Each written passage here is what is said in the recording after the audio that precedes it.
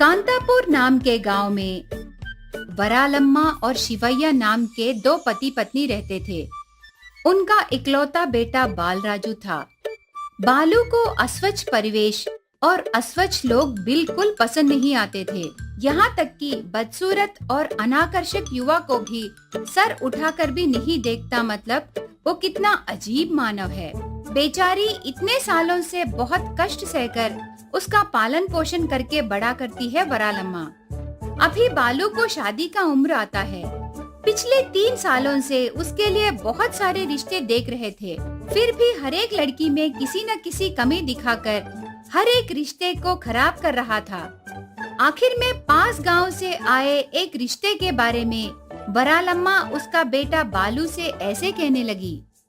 देखो रे बालू, तेरे लिए रिश्ते देख देख के 3 साल हो गए हैं। इस तरह कोई ना कोई बहाना कहते गए तो इस जन्म में तेरी शादी नहीं होगी। फिर भी तेरी किस्मत अच्छी है जो एक अच्छा रिश्ता आया है। लड़की कुंदन की गुड़िया की तरह बहुत सुंदर है। ऊपर से घर के कामकाज करना और खाना बनाना भी बहुत अच्छी तरह से आता बोले। इसीलिए अगर तुम कोई बहाना नहीं कहने से कम ये रिश्ता कायम होगी, नहीं तो तेरे लिए रिश्ते देखना मुझसे नहीं होगा बालू। उसके बाद तेरी मर्जी। ऐसे डट के कहने पर बालू बहुत सोचकर माँ से ऐसे कहने लगा। ठीक है माँ, तुम इतना कहती हो तो मैं ये विषय के बारे में थोड़ा सोचूंगा। पर लड़की का फोटो मुझे दिखाओ। वो लड़की कौन सी गुड़िया है मैं डिसाइड करूंगा। ऐसे कहने पर वरालम्मा अंदर जाकर उसका फोन लाकर उसमें रहे वो लड़की वाले भेजे लड़की का फोटो बेटे बालू को दिखाती है। उस लड़की का फोटो देखकर बालू का दिमाग घूम जाता है। वो लड़की से शादी करना उसका भाग्य है जैसे लग रही थी उस लड़की की सुंदरता। दुल्हन की फोटो देखकर बालू उसके माँ से ऐसे कहने लगा। माँ, इतने दिनों से इतनी सुंदर लड़की को क्यों नहीं ढूंढे?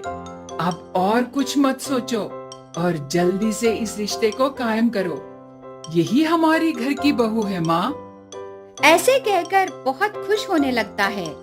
इतने दिनों बाद उसके बेटे को एक लड़की पसंद आने पर उसके बेटे का विचार बदलने से पहले ही शादी कराने की जल्दबाजी शुरू होती है वरालम्मा को। इसीलिए दुल्हन के माता पिता से मिलकर ऐसे कहने लगी। देखिए भैया, हमारे बेटे को आपकी बेटी बहुत पसंद आई। इसीलिए नजदीक में जो मुहूर्त रहेगा उसी मुहूर्त को हम शादी करा देंगे। ऐसे कहती है। तब लड़की का पिता ऐसे जवाब देने लगा। तुम्हारी बात सुनने के बाद बहुत खुशी हो रही है बहन, पर ये बच्चों की जिंदगी का विषय है ना, इसीलिए थोड़ा आगे पीछे पूरी तरह देखकर देर होने से भी परवाह नहीं, पर अच्छे मुहूर्त को ही बच्चों की शादी कराने से अच्छा रहेगा करके हमारा अभिप्राय है। ऐसे कहता है। उससे वरालम्मा की उत्सुकता को रोक पड़ती है।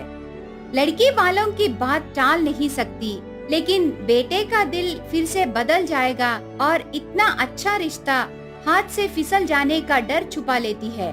इसीलिए उस क्षण उनकी बात मानकर घर चली जाती है।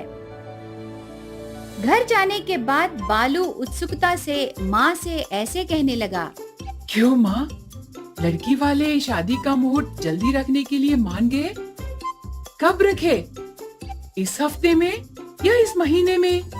ऐसी इतनी सुंदर लड़की को देखने की उत्सुकता में पूछता है। नहीं रे बेटा, मुझे जो कहना था वो मैंने कह दिया, पर वो मुहूर्त के विषय में क्यों जल्दबाजी करना, आराम से देखकर रखेंगे करके बोले। ऐसे कहने पर बालू लड़की वालों से बात करके आखिर में बहुत जल्दी ही पास रहे एक मुहूर्त को तय करके शादी के लिए तैयार हो जाता है। बहुत खुशी से शादी के मंडप में दुल्हन सुमा को मंगलसूत्र पहनाकर 7 फेरे लेते समय अचानक से उसकी साड़ी को आग लग जाती है। उस फायर एक्सीडेंट में सुमा का चेहरा बहुत बुरी तरह से जल जाता है।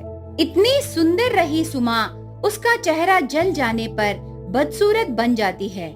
उससे वो उसे नहीं चाहिए और तलाक दे दूंगा करके जिद किए बैठे बालू को माँ ऐसे समझाने लगी। देखो बालू, जब तक लड़की के गले में मंगलसूत्र नहीं पहनाते तब तक वो हमारी बात जरूर सुनते, पर अभी शादी हो गई है, वो हमारे घर की बहू बन गई। अब तुम्हें उसके साथ जिंदगी जीना पड़ेगा, नहीं तो सबके सामने हम दोषी हो जाएंगे। फिर भी वो लोग नहीं नहीं करके कहते रहे, पर तुमने उनकी बात नहीं सुनी और पास के मुहूर्त को ही शादी पक्की कर ली। ऐसे करने से ऐसे ही होगा बेटा, इसीलिए कहते हैं बड़ों के कहे अच्छी बातें सुननी चाहिए। ऐसे माँ की बातों को मानने के सिवा और कोई रास्ता नहीं रहता बालू को। इसीलिए उसे नापसंद होने पर भी उसकी बदसूरत पत्नी सुमा को परिवार बसाने घर ले आना पड़ा। थोड़े दिनों बाद सुमा को जलन के चोट ठीक हो जाने पर भी उस चोट से हुए धब्बों के कारण सुमा बदसूरत दिखाई देने लगती है। इसीलिए बालू को उसे देखना भी पसंद नहीं आता था। ये सब देखते हुए दुखी हो रही बहू से सास ऐसे कहने लगी, देखो बहू, मेरे बेटे का दिल छोटे बच्चों की तरह मानसिकता है, तुम्हें ही थोड़ा समझौता करना है, थोड़े दिनों में सब ठीक हो जाएगा। ऐसे बहू को मनाती है, पर दिन भर दिन उसकी बदसूरत पत्नी को बालू नफरत करना ज्यादा होने लगता है। ऐसे समय पड़ोस में रहे दादी आकर बहू से ऐसे कहने लगी, बेटी, भगवान ने तेरे विषय में थोड़ी छोटी नजर से ही सोचा है, पर क्या कर सकते हैं बता, नसीब ही ऐसी है। इसीलिए मैं एक व्रत बताती हूँ। इस प्रकार माता को 9 दिनों तक पूजा करने से तेरे पति का दिल बदल सकता है, तब तेरा परिवार बस जाएगा। इसीलिए उस माता पर भार डाल के इस व्रत को शुरू करना बेटी। ऐसे कहने पर वो विषय पति से कहती है, तब वो 1 रुपए भी नहीं दूंगा, चाहिए तो रहना, नहीं तो तेरे मायके को चले जा करके डांटता है। तब वो आसपास के बच्चों को ट्यूशंस पढ़ाकर दादी के कहे व्रत को शुरू करती है। पर आखिरी दिन आने के बाद 3 बच्चों को कपड़े खरीद के खाना रखने से ही व्रत खत्म होगा, पर ऐसे करने के लिए उसके पास रहे पैसे कम होते हैं। इसीलिए सास से पैसे पूछती है। तब वो ऐसे जवाब देने लगी, देखो सुमा, इस विषय में मैं तुम्हारी मदद नहीं कर सकती। बचपन से ही मैं उसके गुस्से को जानती हूँ, उसके सिवा मैं कुछ नहीं कर सकती। अभी तक माता ने ही तुम्हारे साथ व्रत कराए ना, ये काम भी उसी को कराना है, इससे ज्यादा मैं और कुछ नहीं कह सकती। ऐसे उसकी मजबूरी को बहू से कहती है। तब वो आखिरी दिन भोजन कैसे रखना है करके सोचते समय 2 औरतें सुमा के पास आकर ऐसे कहने लगे, माँ, हम एक व्रत कर रहे हैं, आज आखिरी दिन है। 3 बच्चों को माता के रूप में मानकर भोजन रखना है, पर हमारे लिए खाना बनाने वाले नहीं आए। अगर तुझे खाना बनाना आता है तो हमारी मदद करो। यूं ही मत करो माँ, पैसे ले लो। ऐसे कहने पर सुमा बहुत खुश होकर तुरंत उनसे ऐसे कहने लगी, नहीं माँ, मुझे पैसे नहीं चाहिए। आज मैं भी भोजन रखना चाहती हूँ, पर नहीं हुआ, इसीलिए आपके साथ मैं भी भोजन रखती हूँ। ऐसे बोलने पर दोनों औरतें मान जाते हैं। बस सुमा खुश होकर तरह तरह के व्यंजन तैयार करती है। वो दोनों औरतों के साथ 3 बच्चों को भोजन के लिए बुलाकर उनको पेट भर खाना खिलाती है। ये सब काम पूरा होने के बाद पीछे मुड़कर देखने पर उतना मदद किए वे दोनों औरतें दिखाई नहीं देते। तब सुमा उन बच्चों से ऐसे पूछने लगी, बच्चों, इससे पहले मेरे साथ आए 2 आंटियाँ कहाँ गए हैं? क्या तुमने देखा है? ऐसे पूछती है। तब बच्चों में से एक बच्चा ऐसे कहने लगा, नहीं आंटी, आप अकेले ही हमें बुलाए ना, तब आपके साथ कोई भी नहीं थे। वो जवाब सुनते ही सुमा का दिमाग घूम जाता है।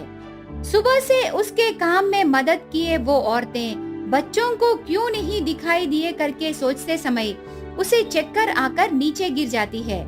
इतने में कहां से आए पता नहीं, उसका पति और सास वहां आकर देखने पर उसका बदसूरत चेहरा नहीं रहता और इससे पहले की तरह सुंदर बन जाती है। ये सब देखकर पति आश्चर्य हो जाता है।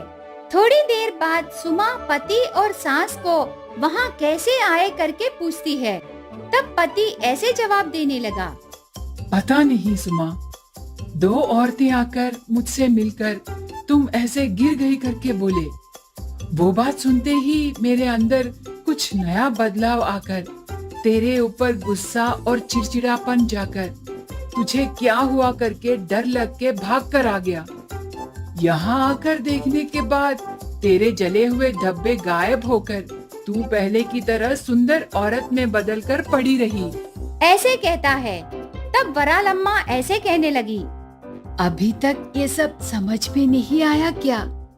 सुमा के लिए माताएं ही नीचे आकर ये सब किए हैं बेटा। आज मेरी बहू के वजह से माताओं को हमने देखा है। ये भाग्य पूरा हमारा सुमा का ही है बेटा। ऐसे बहू की बहुत तारीफ करती है। उसके बाद वे दोनों माँ बेटे उनके गलतियों के लिए सुमा से माफी मांगकर उसके साथ मिलकर घर जाते हैं। उसके बाद सब मिलकर खुशी से जीने लगे। इस प्रकार उसके बदसूरत भक्त के लिए खुद माता ही नीचे उतरकर आती है।